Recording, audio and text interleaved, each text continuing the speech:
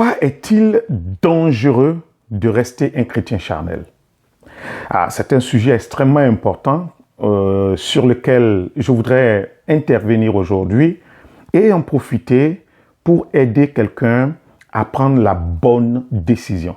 Aujourd'hui, nous allons aborder le sous-thème relatif aux caractéristiques d'un chrétien charnel. Par la grâce de Dieu, j'ai pu énumérer, j'avoue que c'est non exhaustif, 10 caractéristiques d'un chrétien charnel. Avant d'entrer dans le vif du sujet, que veut dire la Bible quand elle parle de chair? Le mot chair apparaît à 151 reprises dans le Nouveau Testament, dont 91 fois chez Paul et singulièrement 26 fois dans l'Épître aux Romains. Le terme de chair peut être entendu de diverses manières. Premièrement, la chair peut désigner le genre humain dans son ensemble. Dans 1 Pierre, le chapitre 1, le verset 24, il est écrit « Car toute chair est comme l'herbe, et toute sa gloire comme la fleur de l'herbe. L'herbe sèche et la fleur tombe. » Toute chair est à comprendre ici comme tout être humain, parce que tout être humain est chair. Dans ce sens, tout être humain est charnel et ça n'a rien de péjoratif. La chair peut être également entendue comme le corps humain.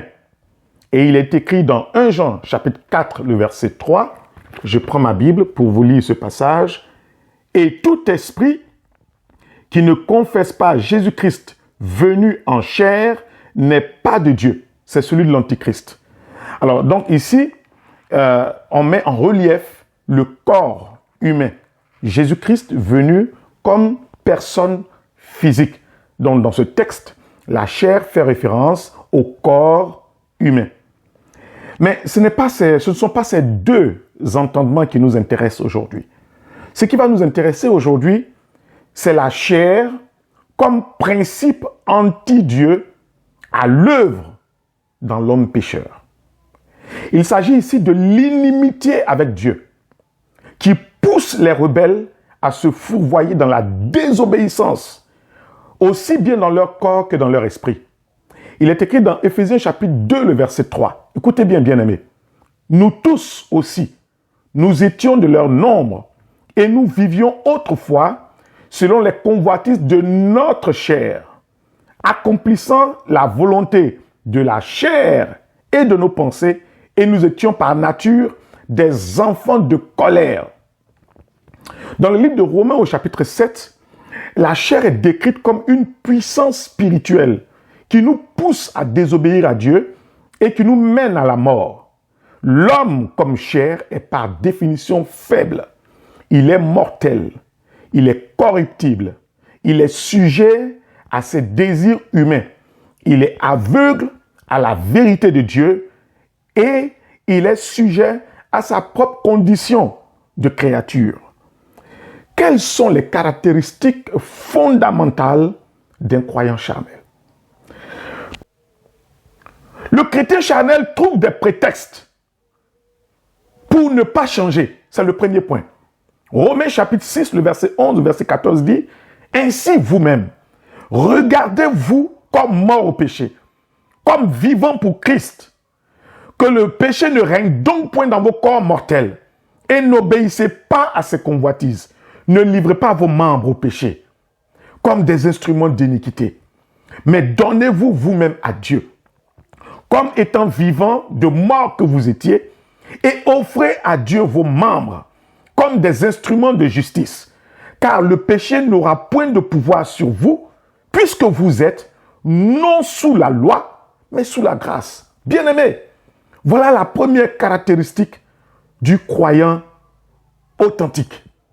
La Bible dit, le péché n'a pas de pouvoir sur vous, puisque vous êtes non sous la loi, mais sous la grâce. Mais que fait le chrétien charnel? Le croyant charnel trouve des prétextes pour ne pas changer. La Bible dit que le péché n'aura point de pouvoir sur vous. Mais le croyant charnel trouve des prétextes pour vivre dans l'idolâtrie, pour vivre dans l'impudicité, pour vivre dans la sorcellerie. Il trouve des raisons pour commettre l'adultère. Il trouve des raisons pour être hypocrite, arrogant et fanfaron. La Bible dit qu'à cause de l'opération de l'œuvre de la croix, le péché n'aura plus de pouvoir sur vous. Mais le croyant charnel cherche et trouve des arguments pour être dans sa vie de chaque jour en opposition à la parole de Dieu. La deuxième caractéristique, c'est que le chrétien charnel vit dans l'ignorance de l'œuvre de la croix. La Bible dit, Romains chapitre 6, du verset 5 au verset 7, en effet, si nous sommes devenus une même plante avec lui par la conformité à sa mort, nous le serons aussi par la conformité à sa résurrection, sachant que notre vieil homme a été crucifié avec lui, afin que le corps du péché fût détruit, pour que nous ne soyons plus esclaves du péché, car celui qui est mort est libre du péché. Voilà ce que la Bible déclare à propos de l'œuvre de la croix. Notre liberté totale vis-à-vis du péché. Parce que nous sommes morts avec Christ. La Bible dit que notre vieil homme a été crucifié avec lui. Et le corps du péché a été détruit pour nous libérer de tout esclavage de péché. Mais que fait le croyant charnel? Il décide volontairement d'ignorer l'œuvre de la croix. Le chrétien charnel est celui qui a pris la décision de vivre dans l'ignorance de l'œuvre de la croix. C'est une décision personnelle qu'il a eu à prendre.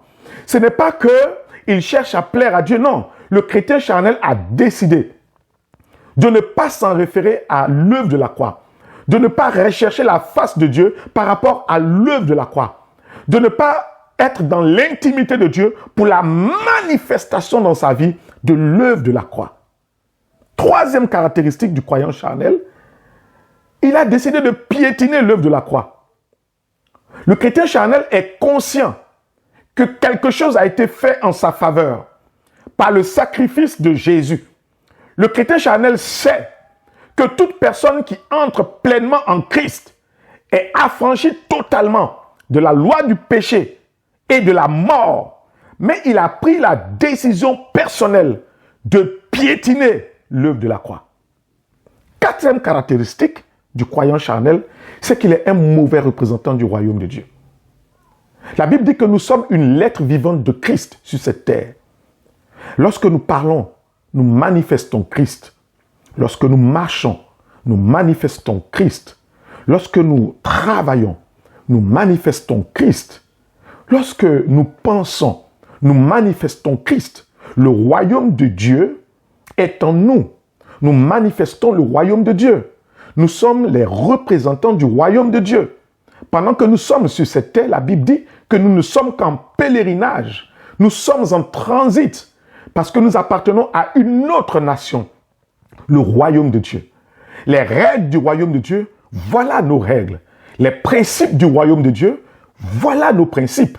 Alors lorsque nous marchons dans ce monde que la Bible qualifie d'être couvert de l'homme de la mort, nous ne marchons pas selon les principes de ce monde. Nous avons nos principes à nous. Nous appartenons à une autre nation. Alléluia. Et quand nous sommes sur cette terre, nous sommes là en tant que représentants du royaume de Dieu. Mais le croyant charnel est un mauvais représentant. Parce qu'il appartient au royaume de Dieu. Et il marche selon les principes de la terre. Il a reçu la marque du ciel. Et il marche selon les convoitises du monde. Quand la Bible dit une chose, le croyant charnel nie les principes du royaume en vivant autrement. Cinquième principe, cinquième caractéristique, je voulais dire, du croyant charnel, c'est qu'il est dans une lutte incessante. La Bible dit dans Romains chapitre 7, le verset 22, « Car je prends plaisir à la loi de Dieu, selon l'homme intérieur, mais je vois dans mes membres une autre loi qui lutte contre la loi de mon entendement et qui me rend captif de la loi du péché qui est dans mes membres. » Voilà une des caractéristiques fondamentales, du croyant charnel. C'est qu'il est en lutte permanente. Il n'a pas encore fondamentalement décidé. Il n'a pas encore véritablement fait son choix. Il est ballotté. Il est ballotté entre la loi de Dieu et les désirs de la chair. La Bible dit que les désirs de la chair sont manifestes. Et ils sont contraires à ceux de l'esprit. Quand l'Esprit de Dieu veut une chose, la chair veut exactement son contraire. Mais le croyant charnel n'a pas encore décidé. Le jeune homme, chrétien jeune homme, n'a pas encore fait le choix d'être quelqu'un qui vit dans la chasteté. La Bible dit que l'Esprit veut que celui qui n'est pas encore marié vive une vie de chasteté. Mais le chrétien charnel, se targuant d'être jeune, n'a pas encore pris la décision. Alors qu'est-ce qu'il fait? Il est attiré par ce que l'Esprit dit, mais il est en même temps attiré par ce que la chair dit. La chair dit, vis dans l'impudicité. L'Esprit dit, vis dans la chasteté. Et le croyant charnel n'a pas encore décidé. Alors il est tiraillé, il est déchiré, il est déchiqueté, partant tantôt du côté de la chair, tantôt du côté de l'esprit. Deux forces contraires se disputent son cœur. Son cœur est un champ de bataille. Deux natures, la nature divine et la nature charnelle, se livrent une bataille mortelle. Quelquefois, la nature spirituelle a la victoire. Mais comme le chrétien charnel est ce genre de chrétien qui n'a pas pris de décision formelle, eh bien, on le voit aujourd'hui tentant de marcher par l'esprit et demain, on le voit plongeant dans ce qu'il a vomi autrefois. Sixième caractéristique, eh bien, la vie du chrétien charnel est une vie de fréquentes défaites. La Bible dit dans Romains 7, le verset 15, « Car je ne sais pas ce que je fais. Je ne fais point ce que je veux, et je fais ce que je hais. » Bien-aimés, tant que vous ne prenez pas la résolution formelle de marcher par l'Esprit, vous allez vivre dans cette culpabilisation permanente. L'Esprit de Dieu habite en vous. Quand vous ne marchez pas selon l'Esprit de Dieu, vous attristez le Saint-Esprit. Et cette culpabilité-là, elle gangrène votre cœur. Vous manquez de paix. Vous manquez de tranquillité. Vous êtes croyant. Vous participez à tous les cultes. Vous chantez, vous dansez. Mais vous n'êtes pas libre. Votre conscience est en permanence coupable. Permanence coupable. Regardez ce que la Bible dit dans Romains chapitre 7, le verset 19. Elle dit, car je ne fais point le bien que je veux et je fais le mal que je ne veux pas. Voilà la caractéristique certaine, la caractéristique fondamentale du croyant charnel. Il vit dans l'échec permanent. Il vit dans les défaites permanentes. Il retombe constamment dans ses propres larves, dans ses propres déchets. Il est comme le porc qu'on a nettoyé et qui, juste après avoir été nettoyé, retourne encore dans la boue. Septième caractéristique du croyant charnel. Le croyant charnel, la vie du croyant charnel, je vous l'ai dit, est une vie étiolée. Le mot étiolé veut dire que, le mot étiolé veut dire devenir chétif, pâle, dépérir, s'affaiblir, perdre de ses forces, de sa vivacité, se rouiller, s'atrophier. La Bible dit dans 1 Corinthiens 3, le verset 1 à 2, « Pour moi, frère, ce n'est pas comme à des hommes spirituels que j'ai pu vous parler, mais comme à des hommes charnels, comme à des enfants en Christ. Je vous ai donné du lait, non de la nourriture solide, car vous ne pouviez pas la supporter, et vous ne le pouvez même pas à présent, parce que vous êtes encore charnel. Le chrétien charnel refuse de grandir. Il reste un enfant en Christ. Il reste un bébé spirituel. Le chrétien charnel, c'est celui qui refuse d'être robuste dans la foi. Parce qu'il a décidé de vivre encore selon la chair. Il ne mûrit pas. Il ne grandit pas. Il ne s'affermit pas. Il reste bébé. Et bébé éternel. Et c'est bien dommage. Huitième caractéristique, la vie du chrétien charnel est une vie stérile. La Bible dit dans Jean chapitre 15, le verset 2, « Tout sarment qui est en moi, qui ne porte pas de fruits, il le retranche. Et tout sarment qui porte du fruit, il l'émonde, afin qu'il porte encore plus de fruits. » Le chrétien charnel n'exerce jamais qu'une mauvaise influence. Les inconséquences de sa vie l'empêchent d'amener des âmes à Christ. il ne saurait donner de bons exemples aux autres chrétiens. C'est un sarment stérile. Le chrétien charnel est un sarment stérile. Le chrétien charnel ne porte pas de fruits. La vie du chrétien charnel, neuvièmement, est une vie d'infidélité.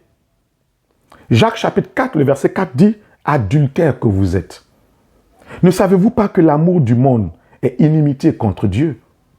Celui donc qui veut être l'ami du monde sera ennemi de Dieu. » 1 Jean chapitre 2, le verset 15 à 16 dit « N'aimez point le monde, ni les choses qui sont dans le monde. Si quelqu'un aime le monde, l'amour du Père n'est point en lui. Car tout ce qui est dans le monde, la convoitise de la chair, la convoitise des yeux, l'orgueil de la vie, ne vient point du Père, mais vient du monde. » Le monde, c'est tout ce qui ne vient pas du Père. C'est ce qui n'est pas digne de la vie de Christ dans les cieux, n'est pas digne de la vie du chrétien sur la terre. Le monde, c'est aussi la convoitise de la chair, la convoitise des yeux, l'orgueil de la vie. Donc, on va dire que le chrétien charnel est un chrétien infidèle. C'est un traître. Et enfin, pour terminer, la vie du croyant charnel est une vie d'hypocrisie. Éphésiens chapitre 5, le verset 8 dit « Autrefois, vous étiez ténèbres, et maintenant vous êtes lumière dans le Seigneur. Marchez comme des enfants de lumière. » Vous ne pouvez pas professer être chrétien, être des enfants de lumière et manifester la vie des ténèbres. C'est de l'hypocrisie. 1 Corinthiens chapitre 3, le verset 3 dit « N'êtes-vous pas charnel? Ne marchez-vous pas selon l'homme ?» Le chrétien charnel dit une chose et fait une autre chose. Il dit une chose et il en fait une autre. Il professe qu'il a la victoire en Christ, mais sa vie est une vie de défaite. C'est de l'hypocrisie. Il professe qu'il a la vie éternelle, mais son quotidien montre qu'il n'a pas du tout la vie éternelle. C'est une hypocrisie. Il professe qu'il aime Dieu, et sa vie démontre qu'il n'aime pas Dieu. C'est un hypocrite. Le chrétien charnel vit comme ceux qui font. Le chrétien charnel vit comme ceux qui ne font pas profession d'être chrétien. Et il n'a aucune puissance pour gagner des âmes à Christ. Il dit qu'il est chrétien, mais il vit comme ceux qui ne sont pas chrétiens. Bien-aimés, je voudrais aujourd'hui faire ce bref partage avec vous pour vous encourager à sortir du cadre de la vie charnelle. Soyez bénis et à bientôt. Que Dieu vous garde.